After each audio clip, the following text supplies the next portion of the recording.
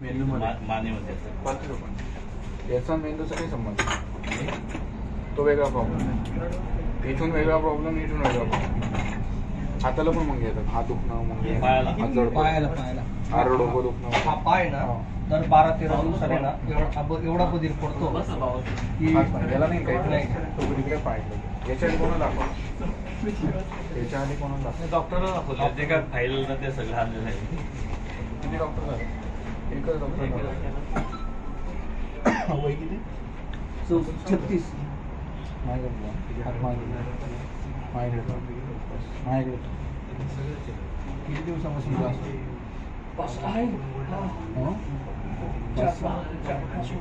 4-5 वर्ष.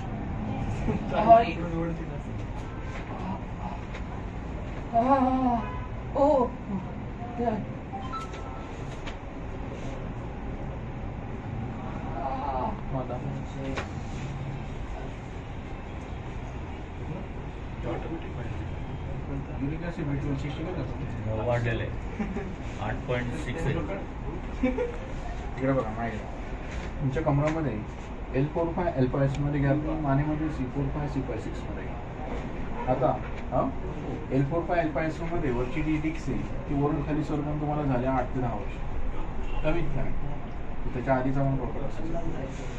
आता ह्या ठिकाणी वरची ती खाली सरकते, तुम्हाला दर 2 महिने 3 महिने 6 महिने जायचं टिच्च भरायचं कमरामध्ये. टिच्च म्हणजे चमकते, म्हणजे चमक भरली की वाकडं होणं, भयंकर त्रास होतो, वाकडं होणं. तर तुम्ही एखादी गोळी खाल्ली, इंजेक्शन घेतलं तर बरं होऊन जायचं. बॅलन्स पण जातो असा बरंच सांग. आता प्रॉब्लेम झाला काय, त्याची कार्टेलच आहे ते आता फाटून बाहेर आलं. आपण बाहेर आल्यामुळे ही नस दबली की म्हणजे ब्लॉक झाली. आता हिची नस ही नस खुब्याला, मांडीला, गुडघ्याला, पोटरीला, टाचीला कनेक्ट असते. इकडे दाबले अक्षर इकडे काहीच नाही. मग याला म्हणतात सायटिका प्रॉब्लेम. जर एखाद्या स्पेशलिस्ट दाखवलं त्याला ह्या पोझिशनला पण ऑपरेशन सांगितलं पण असं. तसं काही बोलले नाही. आता हा झाला पहिला प्रॉब्लेम. दुसरा प्रॉब्लेम इथे C4-5 C5-6 मध्ये गॅप येते. म्हणून इथून ब्लड सर्क्युलेशन करण्याची वेन्स आहे सर्वायकल नावाची. ही नस ब्रेनला, छातीला, पाठीला, शोल्डरला, हाताला कनेक्ट आणि पाठीला पूर्ण मुंगे येतात. हे पाठीला म्हणून बसून उठले जाऊ पण उठले चक्कर येतात. ज्या कुशी झोपले तो हात जड पडतो, बले पडतो. जास्त याला मुंगे येतात का याला मुंगे येतात कुशी झोपतात. म्हणून ही छाती पण दुखते तुमची. इकडे लावली तुझी छाती. हा प्रकार वाढला. औषध ओंजून घेणं, मान मोडणं, डोक्यावर वजन घेणं. मला आहे ना आता 2-1 महिन्यापासून काय होतंय, संध्याकाळी 7-7:30 झाले का ड्युटीला असतो ना, एवढी झोप लागते. एवढी झोप म्हणण्यापेक्षा नाही झोप लागण्यापेक्षा एखादा माणूस कसा रक्त कमी हळूहळू चक्कर येते तसं.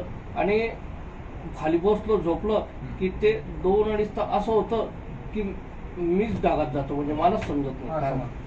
याला म्हणतात सर्वायकल स्पॉन्डिलायसिस. इथून ब्रेनला ब्लड सर्क्युलेशन होत नाही. जेवढं तुम्ही हाताने हेवी काम करणार, मानेने किंवा ह्या पार्टला जेवढं लोड येईल तेवढं ब्रेनवरती, हातावरती, छातीवरती प्रेशर येईल. ब्लड सर्क्युलेशन कमी दाबात होऊन त्रास होतो. हा प्रकार मान मोडणं, उशाला ओढून घेणं, हाताने लिमिटपेक्षा जास्त वजन उचलणं ते नाही होतं. याला म्हणतात सर्वायकल स्पॉन्डिलायसिस. याला म्हणतात सायटिका. दोन्ही प्रॉब्लेम असे एकदा लागले ते आयुष्यभर राहणार.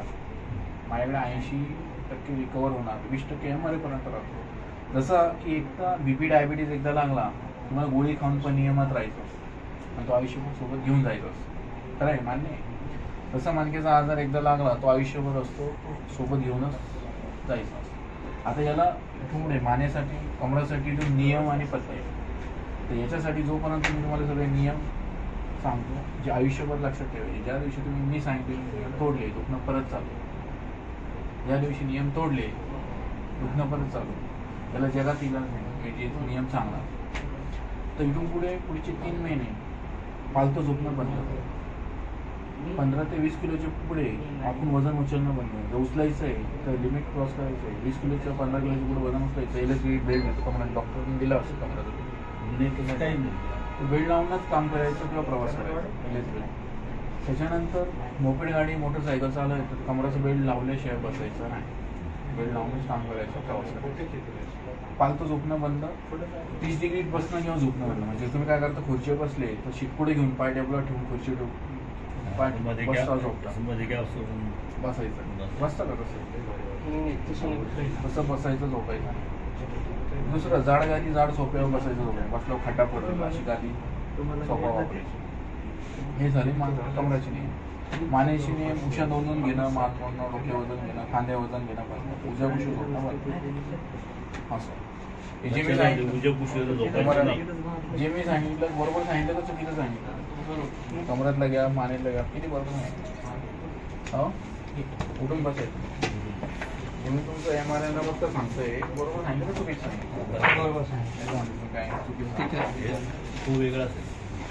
पोपट आहे. तो आहे काय? आहे वाटतं. हा दुसरा जण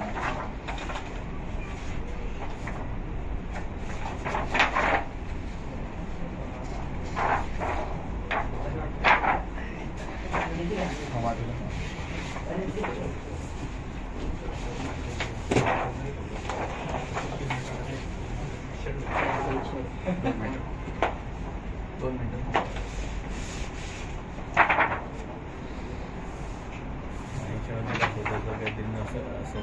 तुमचं HLA-B27 रिपोर्ट काढला? हा का? पॉझिटिव्ह की निगेटिव्ह सांगा मला. काय?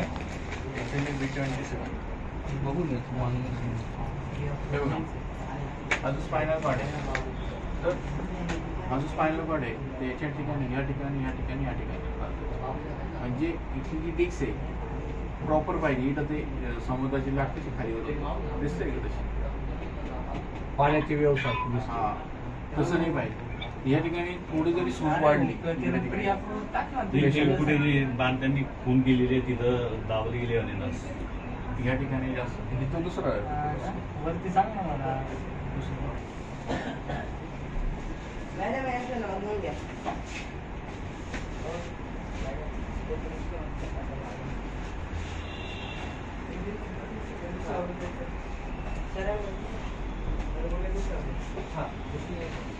त्या मॅडमचं नाव सांगून द्या. पेटीएम पर 300 रुपये प्राप्त हुए.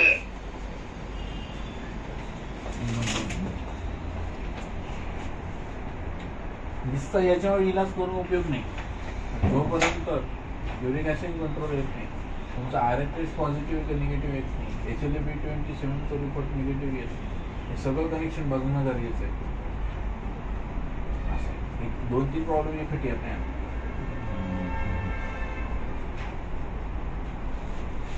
एकच पाय उठतो ना, तर सकाळी पाय दुखणं, पाय पण एक सुजणं, रिपोर्ट. पायाची आग होणं, असं काही पाय दुखतो फक्त मुंग्या येतात. एकच पाय उठतो ना? हो. आता नाही का? नाही.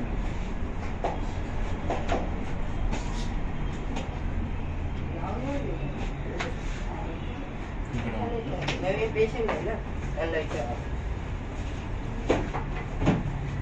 ही ऊर्जा पुशी जास्त झोपतात तुम्ही.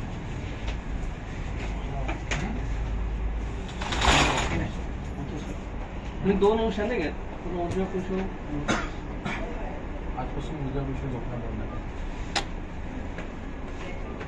कसं काय?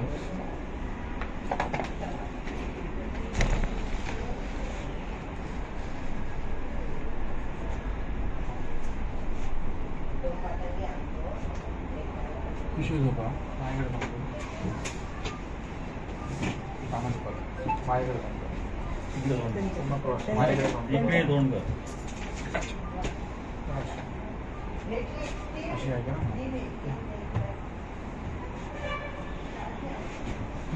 सेम पोझिशन, पाय इकडे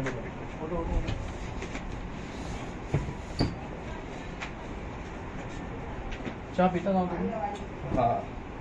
चहा जास्त बनवायचा. नाही पित चहा, एखाद्या वेळेस चहा. एखाद्या वेळेस पण नाही चांगलं.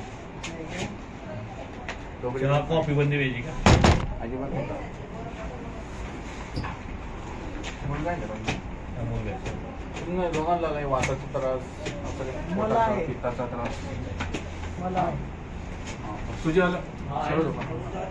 असं